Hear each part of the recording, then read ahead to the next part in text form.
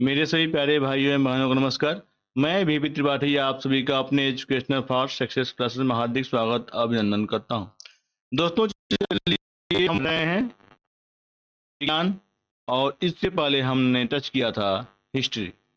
अगर आपने मेरी हिस्ट्री को नहीं देखा है तो आप जाके हिस्ट्री देखें, और अगर आप भी हिस्ट्री देख चुके हैं तो आप मेरे विज्ञान के जितने भी सीरीज आने वाले हैं आप उस पर बने रहें।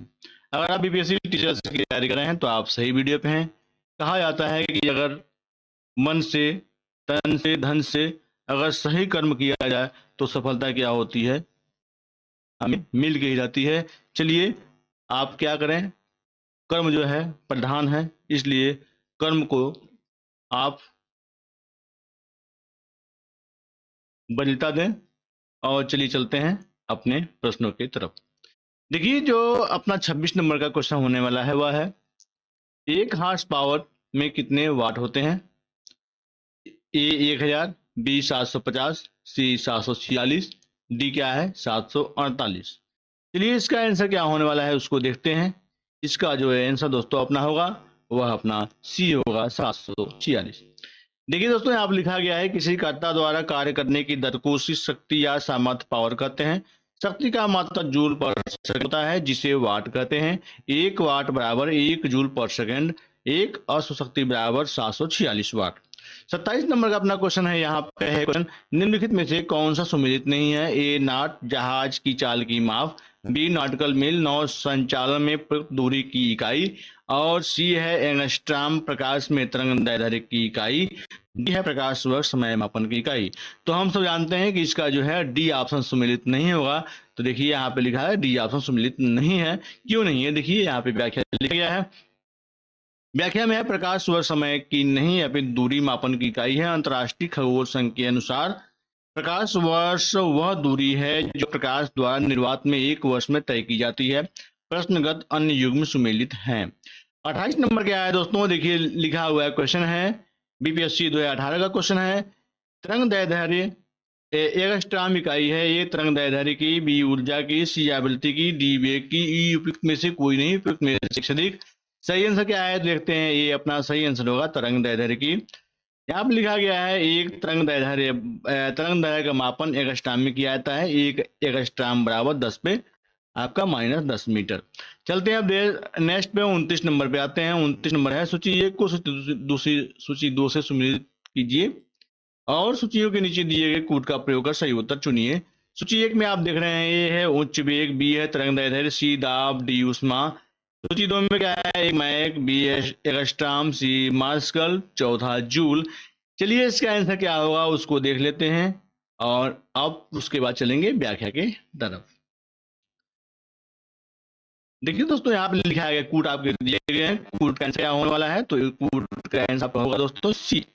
तो सी क्यों होगा? इसका ऑप्शन क्या है? देखिए दोस्तों, द्रव यांत्रिकी के संदर्भ में मैक संख्या किसी माध्यम के सापेक्ष के वेग तथा उस माध्यम में ध्वनि की चाल एक का अनुपात है। अतः मैक उच्च वेग प्रदर्शित करने हेतु प्रयुक्त होता है। तरंग दैर्ध्य का मापन एंगस्ट्राम में किया जाता है, जबकि दाब का मात्रक पास्कल तथा ऊर्जा का मात्रक जूल होता है।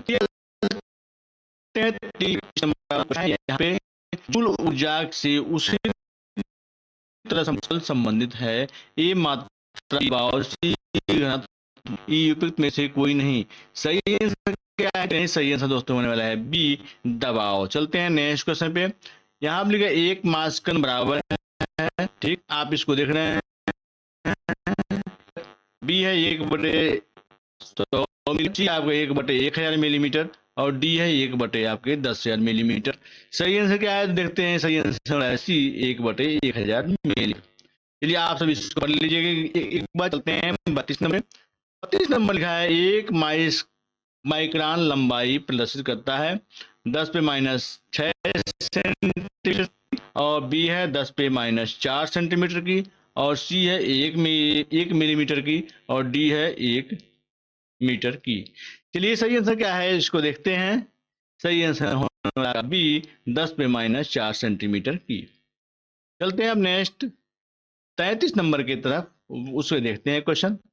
देखिए दोस्तों, जो आप यहाँ पे प्रश्न देख रहे हैं वे किसी न किसी परीक्षा में पूछे गए भी प्रश्न है, जो आपके बीपीएससी टीचर्स के लिए बहुत ही इंपॉर्टेंट होने वाले हैं दोस्तों। देखिए दोस्तों, हमारा उद्देश्य आपको सफलता दिलाना है, न कि टाइम पास करना है। चलिए, अगर आप मेरे बीच वीडियो पर अगर लगे रहते हैं तो मैं आपको विश्वास दिलाता हूं कि ये आप टीचर्स की सफलता जरूर अर्जित करेंगे।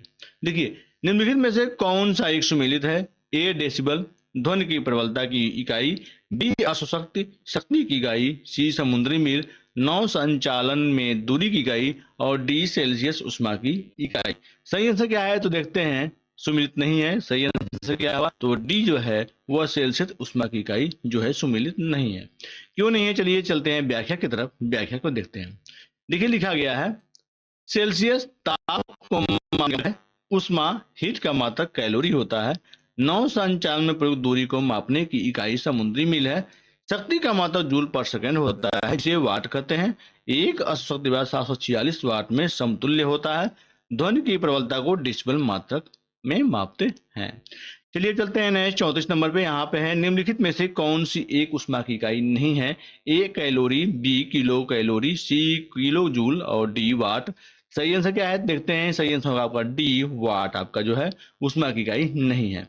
क्यों नहीं? देखिए, आप लिखा गया है उष्मा एक प्रकार की ऊर्जा है जो पदार्थों के मध्य तापांतर को व्यक्त करती है। उष्मा एक स्थान से दूसरे स्थान को स्थानांतरित होती है और यह स्थानांतरण हमेशा ताप वाले पदार्थ से कम ताप वाले पदार्थ के जो होता है।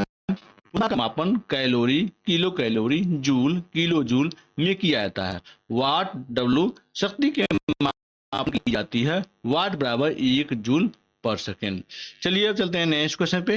नेक्स्ट है उष्मा की इकाई निम्नलिखित में से कौन नहीं है? ए सेंटीग्रेड, बी कैलोरी, सी अर्ग, डी जूल। सही आंसर क्या है इसका देखते हैं। ए अपना सेंटीग्रेड जो है उष्मा की इकाई जो है निम्नलिखित में से कौन नहीं है तो सेंटीग्रेड नहीं है। क्यों नहीं है देखते हैं यहाँ पे। उष्मा की इकाई नहीं है बल्कि तापमान की इकाई है। कैलोरी, जूल एवं अर्ग उष्मा की इकाई है। उष्मा ऊर्जा का एक रूप है। जब ऊर्जा एक पिंड से दूसरे पिंड में तापांतर के कारण स्थानांतरित होती है तब स्थानांतरित होने वाली ऊर्जा उष्मा कहलाती है। चलते हैं अब नेक्स्ट क्वेश्चन के तहत। नेक्स्ट क्वेश्चन देखते हैं कि ये क्वेश्चन कौन कौन से हमारे समझ आ रहे हैं। दोस्तों देखेंगे आप इसमें वे क्वेश्चन आएंगे जो बहुत ही इंपॉर्टेंट क्वेश्चन आपके लिए होंगे। देखिए, आप लिखा है 1 किलोमीटर दूरी का तात्पर्य है ए 100 मीटर, बी 1000 सेंटीमीटर, सी 1000 मीटर, डी जो है वह 100 सेंटीमीटर। देखिए दोस्तों, ये प्रश्न आप सामने आएगा तो आप कहेंगे कि कितना हल्का प्रश्न आपके समझ आ गया है। लेकिन यही प्रश्न अगर आपके एग्जाम में जब आता है तो क्या होते हैं, कंफ्यूजन बहुत ज्यादा हो रहा है कि हम क्वेश्चन को ठीक से पढ़ते नहीं है। देखिए, वही जब हम बाहर निकलते हैं तो हमें क्वेश्चन क्या होते हैं वही क्वेश्चन हमें आने लगते हैं। रीजन ये है कि हम क्या होते हैं कि हम उस प्रश्न को ठीक से पढ़ते नहीं है और जल्दी जल्दी में हम टिक लगा के हम आगे हम चलते हैं।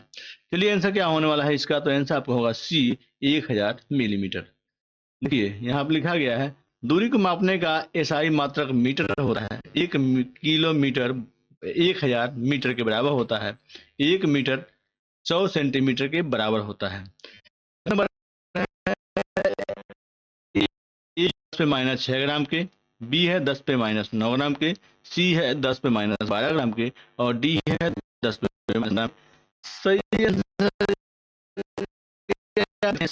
सही आंसर है। क्वेश्चन के तहत नेक्स्ट क्वेश्चन नेक्स्ट क्वेश्चन है पास्कल इकाई है। ए आर्द्रता की, सी वर्षा की, मान की। सही आंसर देखते हैं। सही होगा आपका बी दाब की सही होगा। चलो क्वेश्चन के बाद न्यूटन वर्ग मीटर, बी न्यूटन मीटर, सी न्यूटन, डी न्यूटन पर मीटर से कोई नहीं। देखते हैं सही आंसर क्या है तो ए जो है सही आंसर होगा न्यूटन पर वर्ग मीटर। देखिए, यहाँ पर दोस्तों लिखा गया है कि इकाई क्षेत्रफल होने वाले अब एक मात्रक न्यूटन पर मीटर स्क्वायर होता है जिसे पास्कल कहते हैं। दाब का मात्रक है बी किग्रा पर सेंटीमीटर, सी किग्रा पर मिलीमीटर, डी किग्रा पर घन सेंटीमीटर। ई उपयुक्त में से कोई नहीं, उपयुक्त में से एक से अधिक। सही आंसर क्या है? तो देखते हैं इसका आंसर क्या होगा।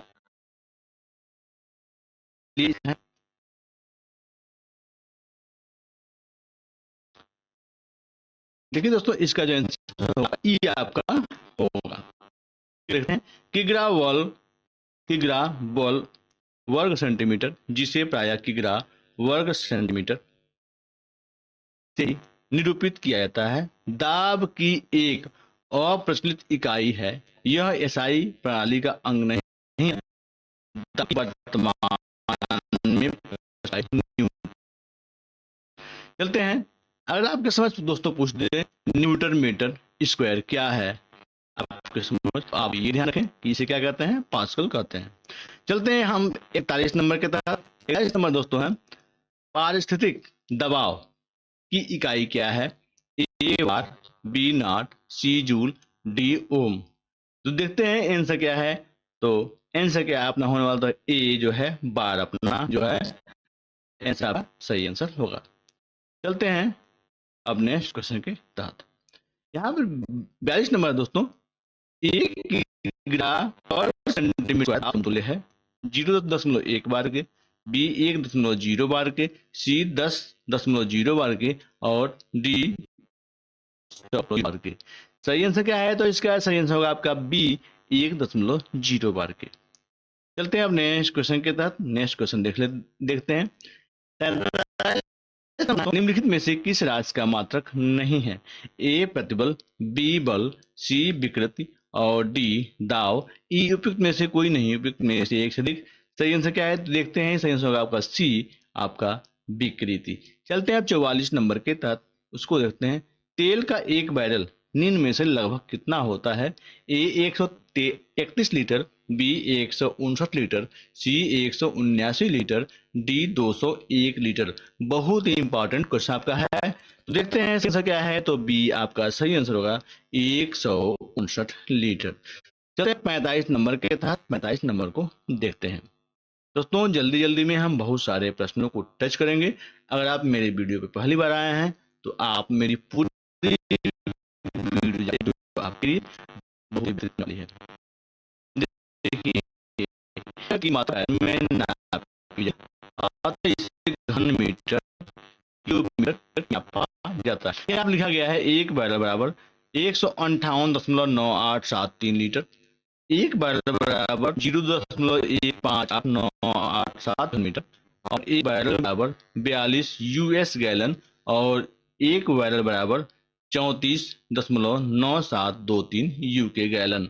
चलते हैं नेक्स्ट क्वेश्चन। नेक्स्ट क्वेश्चन क्या होते हैं? लंबाई की न्यूनतम है 1 micron, B nanometre, angstrom, D fermi metre. सही क्या है? देखते हैं डी फर्मी जो है लंबाई है। जब नेक्स्ट क्वेश्चन के तहत नेक्स्ट क्वेश्चन को देखते हैं। सोचिए इतना आपको सोचिए है तो क्या सोचिए दो है। ए है आपका क्यू से बी बाइट, सी रीक्टर और डी बार। सूची दो में क्या है? दाब, बी में क्या है? भूकंप की तीव्रता, तीसरा में क्या है? प्रवाह की, और चौथा क्या है? आपका कंप्यूटर। चलते हैं इसके ऑप्शन के तहत। इसके कूट आपके इस प्रकार हैं, देखते हैं दिया है बी दिया हुआ है तो बी में दिया है तो एक का प्रवाह बाइट आपका कंप्यूटर। तो सी क्या है आपका? दूसरा और एक क्या है? चलते हैं नेक्स्ट क्वेश्चन उसको देख लेते हैं। देखिए दोस्तों यहाँ आप लिखा गया एक, इसको आप लोग लीजिएगा बार बार। देखिए यहाँ क्या है? क्या यहाँ पे क्वेश्चन है 227 नंबर। क्यूसेक में क्या मापा जाता है? ए जल की शुद्धता, बी जल की गहराई, सी जल का बहाव, डी जल की मात्रा। देखते हैं आंसर क्या है इसका। आंसर आपका सी, जल का प्रवाह जो है वह क्यूसेक में मापा जाता है। चलते हैं हम नेक्स्ट 48 नंबर के प्रश्न को देख लेते हैं दोस्तों। दोस्तों अगर आपने आपको मेरी वीडियो पसंद जरूर कर दीजिए। देखिए यहाँ पे है दोस्तों,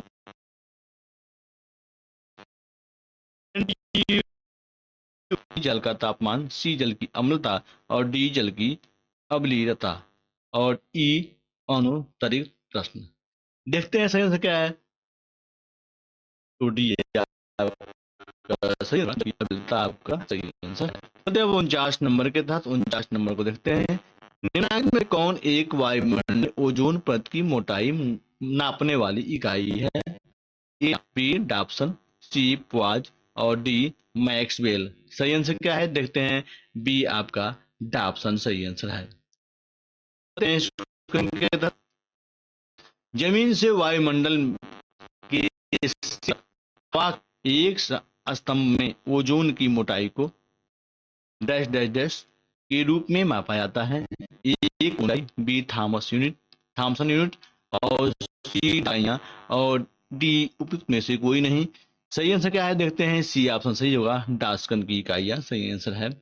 चलते अब 51 नंबर के तहत 51 नंबर दोस्तों आपको समझ आ गया है।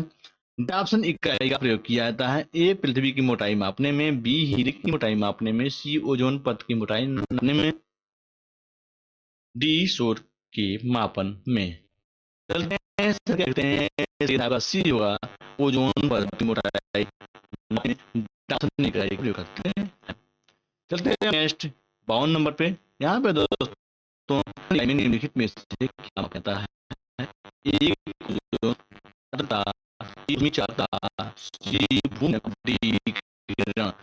क्या है देखते हैं। ये आपका कौन सा आंसर है। 53 नंबर के तहत 53 नंबर को देखते हैं। 53 नंबर हमारे समझ क्या आ रहा है। दोस्तों जो हमारा जो वीडियो होने वाला है वो बीपीएससी बहुत इंपॉर्टेंट वाला है। चलिए ये हमारा जो वो होगा मापन यंत्र एवं पैमाने। चलिए इसके एक आध दो प्रश्न देख लेते हैं। देखिए यहाँ लिखा है दोस्तों, विभिन्न वैज्ञानिक उपकरण एवं उनके अनुप्रयोग। उपकरण में प्रयोग अल्टीमीटर ऊंचाई मापन यंत्र और विमानों के प्रयोग होता है। ए मीटर विद्युत धारा मापन यंत्र और एनीमोमीटर वायु वेग माप और एंटीमीटर सौर विकिरण और एटोमीटर वाष्पीकरण मापन और आइडियोमीटर ध्वनि की तीव्रता मापी यंत्र और बैरोग्राफ वायुमंडलीय दाब का निरंतर मापन करने वाला यंत्र। और बैरोमीटर क्या है, वायुमंडलीय दाब मापी यंत्र। और बैरोमीटर क्या आप देख रहे हैं, ऊष्मीय या वैद्युत चुंबकीय विकिरण सूचक यंत्र। और आप देख रहे हैं कैलिपर्स, वस्तुओं के आंतरिक एवं बाह्य व्यास को मापने वाला यंत्र। और कैलोरीमीटर आप देख रहे हैं पदार्थ द्वारा अवशोषित या मुक्त की गई ऊष्मा की मात्रा को मापने वाला यंत्र। और कार्डियोग्राफ आप देख रहे हैं हृदय गति को रिकॉर्ड करने वाला उपकरण। और क्रोनोमीटर आप देख रहे हैं समय का पूर्ण परिशुद्धता के साथ मापन करने वाली घड़ी, जिसका प्रयोग मुख्यतः नाविकों द्वारा समुद्र में किया जाता है। दोस्तों देखिए आप फिर से आपको देख रहे हैं क्लोरोमीटर रंगों की तीव्रता के मापन द्वारा पदार्थों की सान्द्रता का पता लगाने में प्रयोग किया जाने वाला उपकरण। और कैथोडोमीटर आप देख रहे हैं ऊर्ध्वाधर दूरी ऊंचाई मापन यंत्र। और कार्योमीटर इस प्रकार का थर्मामीटर जिसका प्रयोग अति निम्न ताप को मापने के लिए किया जाता है। दोस्तों देखिए जो हमारा प्रश्न आपके समझ आएगा वो सभी प्रश्न आपके बेहतरीन होने वाले हैं दोस्तों। तो कल के वीडियो में हम आपके समझ लेके आएंगे ऐसे ही वीडियो जो आपके लिए इम्पोर्टेंट आपके होने वाले हैं दोस्तों। तो दोस्तों ये थे हमारे आज के प्रश्न। देखिए कुछ और हैं उसको भी देख लेते हैं। आप देख रहे हैं साइक्लोट्रॉन आप एक प्रकार का कण त्वरण जो आवेशित कणों की गति को बढ़ाने में प्रयुक्त होता है। और फिर देख रहे हैं आपको कैस्क्रोग्राफ पौधों की वृद्धि को मापने वाला उपकरण। और आप देख रहे हैं डिलेक्टोमीटर आप पदार्थों के आयतन में होने वाले परिवर्तनों को मापा यंत्र। और देख रहे हैं आप इस यंत्र की मदद से किसी स्थान से नीति कोण का मान ज्ञात किया जाता है। आप डायनोमो देख रहे हैं यांत्रिक ऊर्जा को विद्युत ऊर्जा में परिवर्तित करने वाला उपकरण। और फिर देख रहे हैं आप डायनेमोमीटर, आप बल बल आघूर्ण उसके बाद है इलेक्ट्रॉनिक लोग देख रहे हैं मस्तिष्क की विद्युत गतिविधि को मापने वाला यंत्र। फिर देख रहे हैं आपको इलेक्ट्रोमीटर, विद्युत आवेश या विद्युत विभवांतर का मापन करने वाला उपकरण। और फिर देख रहे हैं आपको इलेक्ट्रोस्कोप, किसी निकाय में विद्युत आवेश की उपस्थिति का पता लगाने वाला उपकरण। फिर से आपका है एवापोरोमीटर, वायुमंडल में जल के वाष्पीकरण की दर का मापन करने वाला उपकरण। इनसे आपके समझ है एंडोस्कोप, शरीर की आंतरिक अंगों का निरीक्षण करने वाला यंत्र। फेदोमीटर, सागर की गहराई मापने की युक्ति। फ्लक्समीटर, चुंबकीय प्रवाह मापन यंत्र। गैल्वेनोमीटर, विद्युत धारा की मापी यंत्र। ग्रेविमीटर, गुरुत्वीय त्वरण मापन यंत्र। जायरोस्कोप, कोणीय वेग मापन यंत्र। हाइड्रोमीटर, द्रवों जल की तुलनात्मक घनत्व का मापन करने वाला यंत्र। हाइग्रोमीटर, वायुमंडल की सापेक्षिक आर्द्रता का मापन करने वाला यंत्र। और हाइड्रोफोन, अंतर्जलीय ध्वनि को रिकॉर्ड करने वाला उपकरण। हाइग्रोस्कोप, वातावरण में उपस्थित आर्द्रता के परिवर्तन को दर्शाता है। दोस्तों, ये थे वे प्रश्न आपके परीक्षा में पूछे जाने की अपार संभावना है। अतः ये भी जो भी आपके समझ ये सब आ रहे हैं, आप इसका स्क्रीनशॉट रख लें और आप इसका बार बार रिवीजन करें, जिससे क्या होगा कि आप पूर्ण रूप से इसकी तैयारी कर लेंगे। देखिए, आप लिखा है हिप्सोमीटर, दी गई ऊंचाई पर जल के क्वथनांक को ज्ञात कर ऊंचाई का मापन करने वाला उपकरण। और काइमोग्राफ, आप देख रहे हैं विभिन्न शारीरिक गतिविधियों, रक्तचाप, मांसपेशियों का संकुचन आदि में परिवर्तन का ग्राफ में रेखांकन करने वाला उपकरण। और लैक्टोमीटर, आप देख रहे हैं दूध की गुणवत्ता का पता लगाने के लिए उसके आपेक्षिक घनत्व का मापन करने वाला उपकरण। लक्समीटर, प्रकाश की तीव्रता नापने का उपकरण। और लीसीमीटर, वास्तविक वाष्पोत्सर्जन मापन यंत्र। और मैग्नेटोमीटर, आप देख रहे हैं किसी चुंबकीय क्षेत्र की तीव्रता का दिशा मापन करने वाला उपकरण। और मैनोमीटर, दबाव का मापन करने वाला उपकरण। और माइक्रोफोन, यह यंत्र ध्वनि तरंगों को विद्युत स्पंदन में परिवर्तित करता है। जो के लिए किसी वस्तु को छोटे छोटे भागों में विभाजित कर देता है। और नेफोस्कोप, बादलों की ऊंचाई, वेग तथा गति की दिशा का मापन करने वाला यंत्र। ओडोमीटर, किसी वाहन द्वारा तय दूरी का मापन करने वाला उपकरण। स्कोप, ऊर्जा में रहते हुए तो अपने आसपास की वस्तुओं को देखने में समर्थ बनाने वाला उपकरण। इस तरह ऐसी वस्तुओं को भी देखा जा सकता है जो प्रत्यक्ष रेखा में नहीं है। इसके द्वारा जलमग्न अवस्था में पनडुब्बी से पानी की सतह का अवलोकन किया जा सकता है। फोनोग्राफ, ध्वनि की यांत्रिक रिकॉर्ड एवं पुनरुत्पादन करने वाला उपकरण। देखिए, मैंने आपके समक्ष वे प्रश्न लेके आए हैं जो इनसे बहुत हजारों क्वेश्चन बनेंगे।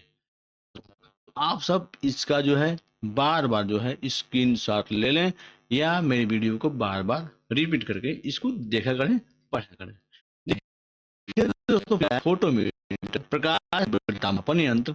और पोटेशियोमीटर, किसी सेल के EFF का मापन करने वाला उपकरण। और पिक्नोमीटर, द्रवों के विशिष्ट गुरुत्व का मापन करने वाला। पाइरोमीटर, सौर विकिरण मापन करने वाला यंत्र।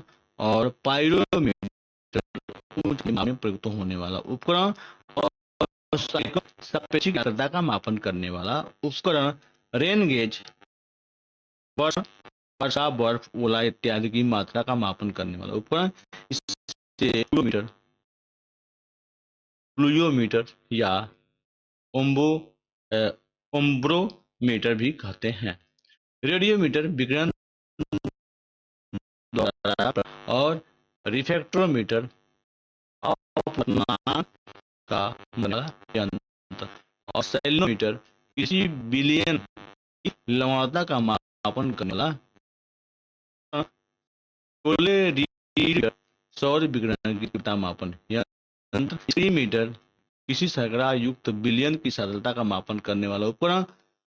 सेक्सटेंट दो वस्तुओं के बीच कोणीय दूरी का मापन करने वाला उपकरण। इसका उपयोग खगोलीय पिंडों की ऊंचाई का पता लगाने के लिए किया जाता है। और स्फिग्नोमीटर रक्तचाप का मापन करने वाला उपकरण।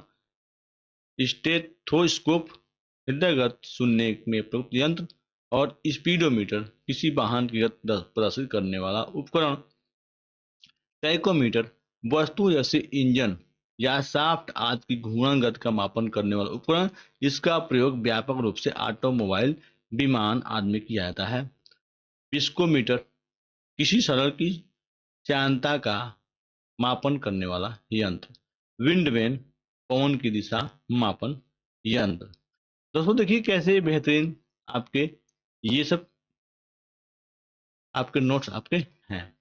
दोस्तों इसी से संबंधित ये हमारे कल के हमारे वीडियो बनेंगे कल, तो आप मेरे वीडियो पे बने रहें। देखिए जो कल का हमारा वीडियो आने वाला है वो आपका होगा सोनार निम्नलिखित द्वारा प्रयोग में लाया जाता है। एक अंतरिक्ष यात्रियों द्वारा, बी डॉक्टरों द्वारा, सी इंजीनियरों द्वारा या डी नौ संचालकों द्वारा। इसका आंसर क्या होगा आप हमें कमेंट बॉक्स में बताएं। मिलते हैं कल के वीडियो में, तब तक के लिए धन्यवाद। आपका दिन शुभ हो।